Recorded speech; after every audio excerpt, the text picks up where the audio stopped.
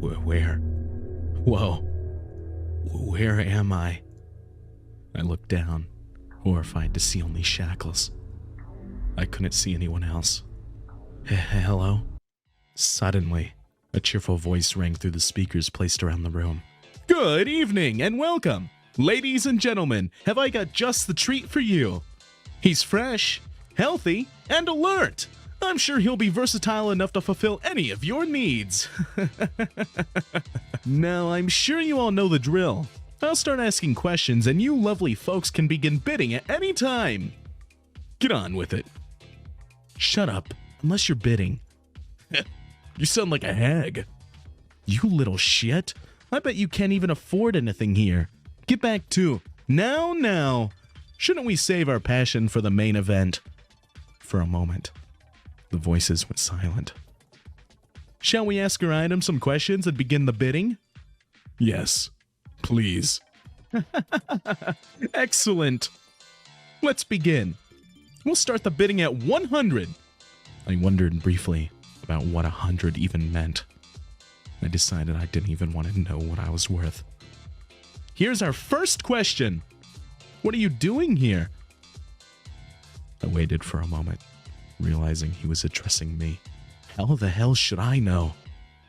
110. Wonderful.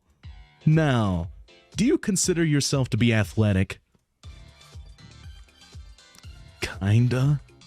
120. 130. Oh, here's a fun one. Are you scared? What the hell kinds of questions are these? I doubted that I could hide the shaking in my legs anyway. Fine. Yeah. 140. 170. Huh. Okay, let's see. How much money do you make? I get by. 180. Good. Okay. How well can you follow instructions? I can follow instructions just fine. Oh. 190. Don't worry, just a couple left. Do you enjoy camping? I stood there stunned for a moment. What does that have to do with any of this? I hate camping. I looked down. I'd rather be camping than here, though. All right. You're doing wonderfully. Last question.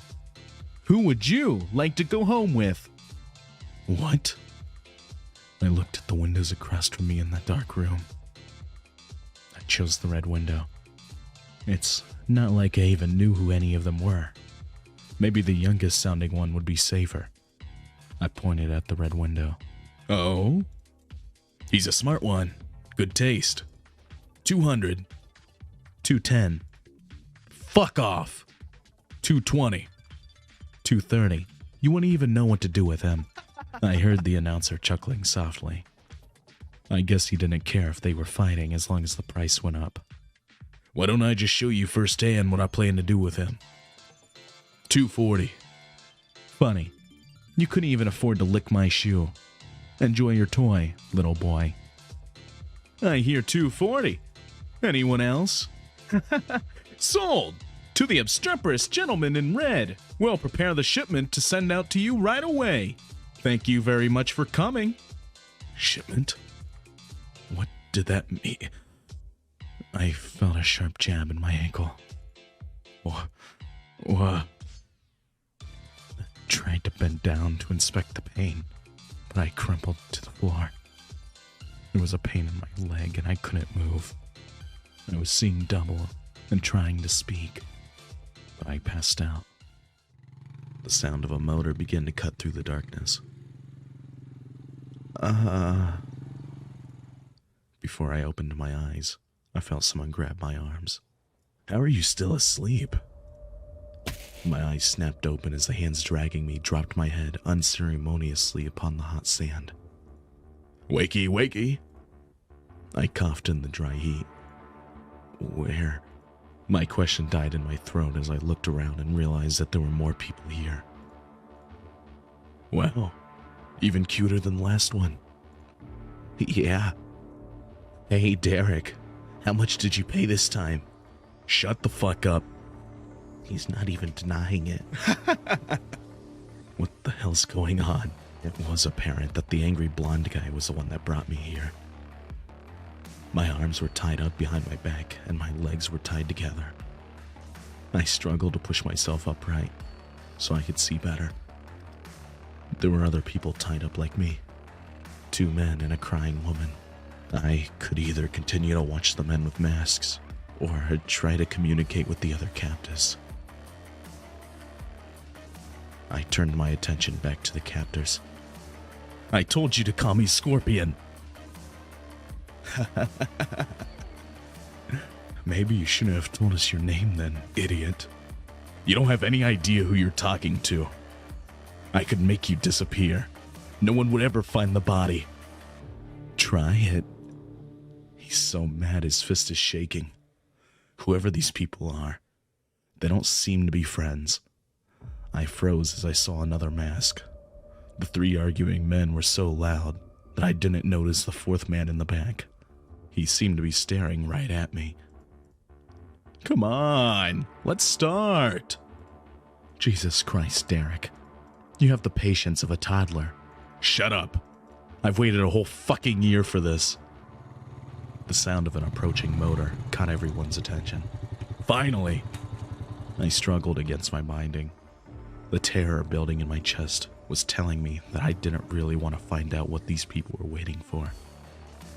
The sound of the engine stopped with the muttering of the 3 men. The rope wasn't budging. There he is. Another man in a mask emerged, roughly dragging a bound woman. She was fully awake and wildly thrashing. I recoiled back automatically as he came close and dumped her face first in the sand next to me. Damn, Jack. Another wild one. Let me go. I flinched as I watched him kick her down to silence her. It's better this way. The older-looking masked man stood up straight, cracking his back and neck. So, are we ready to get started then? Hell yeah. We should do First Blood again. It really sets the mood for the rest of them. Sets the mood. It's important. Sure, might as well kick it off. Yeah, okay. Which one, though? I want to chase mine. We can do one of ours. Hey, wait. We only really need one. Yeah. All right. Fine. Oh, the girl then. The crybaby. No, please. You 2 okay with dropping one of yours? Yeah, sure. The one named Jack approached the sobbing woman and grabbed her. He dragged her in the middle of the group. I kept watching. I couldn't look away. Look how much she's crying already. I haven't even done anything yet. The panic on her face rose to a new level as Derek pulled out a large knife.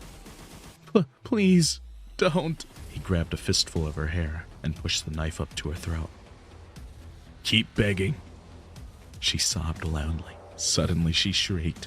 While I was watching Derek, Jack had stabbed a switchblade into her thigh. My heart leapt in my throat. This is real. This isn't a joke. They're going to kill her. I began to feel sick as I watched Derek squeeze the woman's breasts as he laughed in our face. Jack cut away her underwear with a bloody switchblade he ripped out of her leg. They're not just going to kill her. I can't watch this anymore. I couldn't move or scream or do anything to help her. I could only shrink back as I heard more shuffling, laughing, and screaming. Her crying and terrified screams only seemed to excite them all more. I cringed away from the growing frenzy. She had stopped begging a while ago. She was only screaming wordlessly now.